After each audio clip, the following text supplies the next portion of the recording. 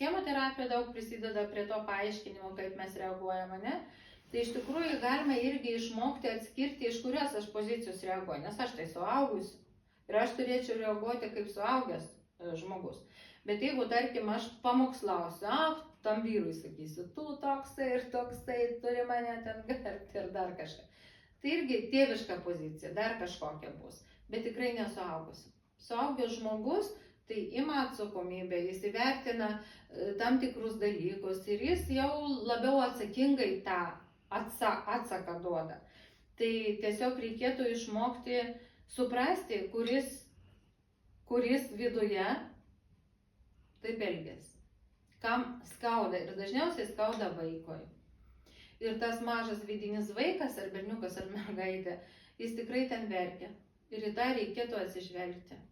Tai ir kreipti dėmesį į tą mažą vaiką.